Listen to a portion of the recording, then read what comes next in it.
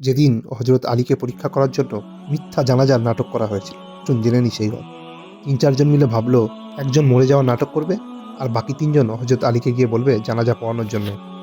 তারপর হযরত আলীর জানাজা পড়ানো শেষ হলে সেই ব্যক্তি উঠে দাঁড়াবে এবং তখন তারা সবাই মিলে হযরত আলীকে মজা করবে, মশকরা করবে। আলীর কাছে যাওয়ার পর আলী জিজ্ঞেস করলেন, "কার জানাজা পড়াতে হবে? কি নাম?" এরা সেগুলো কিছুই বলল না।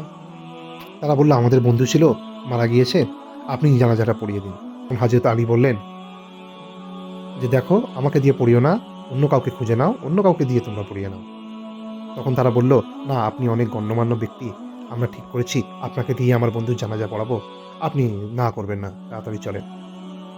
তখন হযরত আলী আবার বললেন যে, "দেখো, আলীকে দিয়ে পড়িও না, তোমরা অন্য কাউকে দিয়ে পড়াও, অন্য কাউকে খুঁজে নাও। কারণ আমি যখন নিয়ত করব তখন কিন্তু আমি এই নিয়তই করব যে নামাজে জানাজা পড়াচ্ছি।" তাও তারা না শুনলে তাদের জোরাজুরিতে হযরত আলী এলেন। এসে জানাজার নিয়ত করলেন, পড়ানো শুরু করে দিলেন। জানাজা শেষও হয়ে গেল। তারা ভাবতে লাগলো, "এবার এ উঠবে, এবার উঠবে, এইবার মনে হয় উঠবে। তারপর আমরা আলীকে নিয়ে মজা মশকরা করব।" কিন্তু জানাজা শেষ হয়ে গেল, তাও উঠল না। তখন তাদের মধ্যে একজন গিয়ে তাকে ডাকতে লাগলো ও ওঠানোর চেষ্টা করতে লাগলো। বলল, "ভাই, ঘুমিয়ে পড়িসনি তো? উঠে পড়।"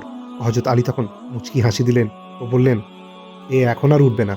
একদম সোজা কিয়ামতের দিন উঠবে। আল্লাহু আকবার।" শেরে খুদার সাথে মজা করা ভারী পড়ে গেল।